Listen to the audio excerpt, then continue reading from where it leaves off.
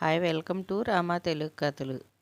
వీడియోని పూర్తిగా చూడండి, లైక్ చేయండి, షేర్ చేయండి, సబ్స్క్రైబ్ చేయండి. ఈరోజు పొడుపు కథ వచ్చేసి తొడిమే లేని పండు చాలా కాలం ఉండు. ఈరోజు కథ పేరు కోతి చేతిలో అద్దం. అడవిలోని ఒక చెట్టు పైన కోతితో పాటు కాకి, గుడ్లగూబ నివసించేవి. అవి మూడు స్నేహంగా ఉండేవి. ఒకరోజు సమీపంలోని పల్లెకి వెళ్ళిన కోతికి ఒక అద్దం దొరికింది. దాన్ని ఇంటికి తెచ్చుకొని రోజు తన ముఖం చూసుకొని మురిసిపోయేది. అద్దం విషయం తెలిసిన రామచిలక, నెమలి, పిచ్చుక, పావురం రోజు కోతి దగ్గరికి రావటం, అరటి పండ్లు తెచ్చి వాటి ముఖాలు చూసుకోవటం చేసేవి.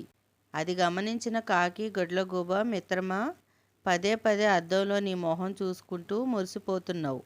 ఆహారం కూడా నీ దగ్గరికే వస్తుండటంతో బద్ధకంగా తయారయ్యావు. ఇది సరికాదు. నీ దగ్గర అద్దం ఉన్నంత వరకే అందరూ నీ చుట్టూ చేరతారు.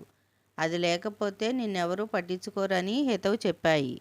అందరూ నా దగ్గరికే వస్తున్నారని మీకు కుళ్ళు. నా సంగతి నాకు తెలుసులే. మీరేం సలహాలు ఇవ్వనవసరం లేదు అని కటువుగా జవాబిచ్చింది కోతి. ఆ మాటలకు కాకి, గుడ్లగూబ చిన్నబుచ్చుకున్నాయి. ఒకరోజు అడవిలో గాలి దుమారానికి కొమ్మల మాడిన కోతి దాచుకున్న అద్దం కింద పడి పగిలిపోయింది.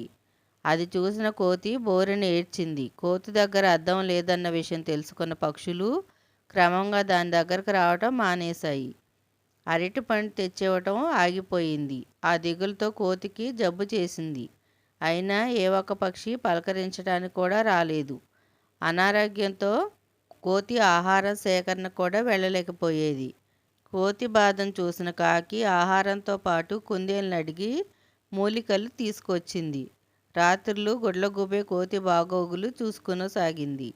కొద్ది రోజుల్లోనే దానికి జబ్బు నయమైంది. మిత్రులారా, నా దగ్గర అద్దం ఉన్నప్పుడు చుట్టూ చేరిన వారు అది లేదని తెలిసాక నా దగ్గరకు రావడమే మానేశారు. ప్రయోజనం ఆశించి దగ్గర చేరేవారు నిజమైన స్నేహితులు కారని తెలుసుకోలేకపోయాను.